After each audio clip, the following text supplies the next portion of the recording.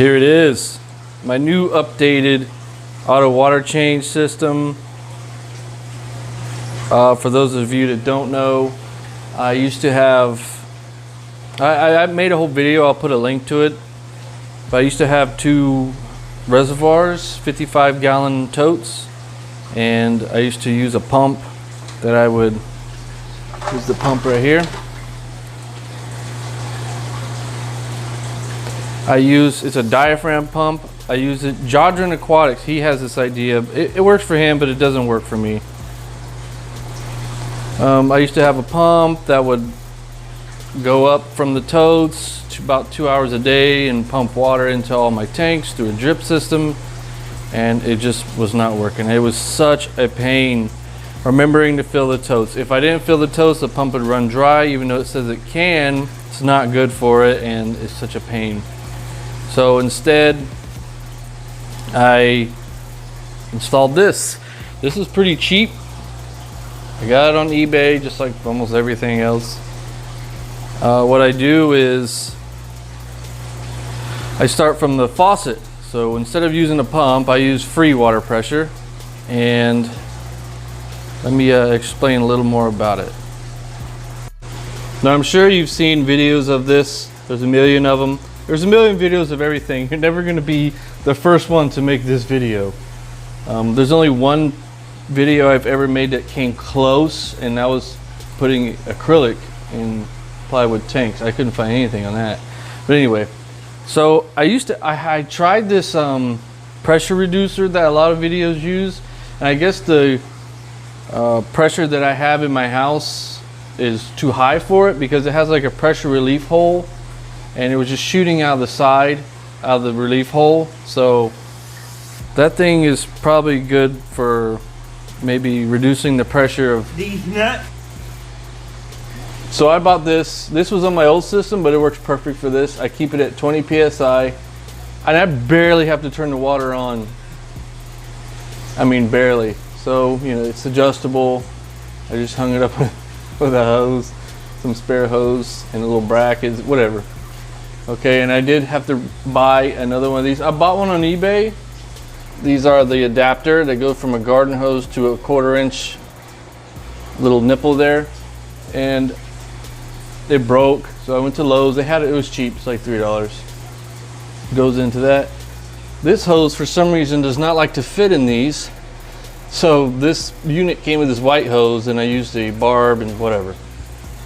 Okay, it goes in there. Sediment filter, 2 chloramine carbon blocks. Now, I'm having a hard time finding out if my water supply has chloramines, and I emailed the only water company I could think of. I Google searched, I called the complex I live in.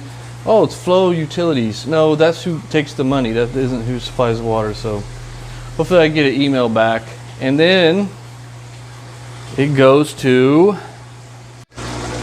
drip emitters. Here's one drip emitter. Let me get it. See it pouring? I have a drip emitter in each tank. I have one in there. I actually have 3 in the 350. And you can see them dripping. 1, 2, they just ate. Oh man, and let me tell you, this water has never been so crystal clear since I started doing this. I have one emitter for my Umbi tank. Right there. Now I turn them off about 6 hours a day. And that's to give the carbon a little bit of a rest. And plus, you know, that's a lot of water being changed anyway for the tanks.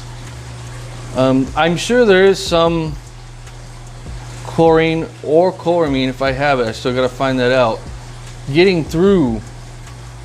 So what I did was I thought about setting up a doser and dosing prime, yada yada. No. So every morning I come in and I put the recommended amount of this safe. Now this safe is really good because it treats 60,000 gallons. And that is a lot. That is a bang for your buck. This is like $12. So every morning I come in and I dose every tank. It's only a tiny little scoop, and that's fine. I can do that just in case there's any getting through. Now, I don't want any getting through, so my future plans are I will make my own carbon, I don't even know what you would call it, pre-filter, I guess. It's going to be a 4-inch pipe. Hold on, I got a 4-inch pipe. Let me show you for reference. Okay, this is a 4-inch pipe. It's big, a lot of room in there. I actually just use this one to put in the tank, let fish go down. But anyway, I'm going to buy one. It's going to be 2 feet, and it's a 4-inch pipe. I'll put a cap on one end and a screw fitting on the other end, and the water that comes out of the pressure regulator will go through the bottom of this, and the water will rise up and then come out and then go through this system, and it will be full of carbon. I might set up 2 and just buy like a 55-pound bag of carbon and then not have to worry about it for a long time. So that would be good, because this is a little nerve-wracking, especially not knowing if I have chloramines. The fish look, I mean, fine. I was waiting the next day to come out and see them like gasping at the top. No, they're doing fine. They're acting completely normal. So this is it for now. I'll put this in my playlist for the auto water change. My next video will be me building the big pre-filters.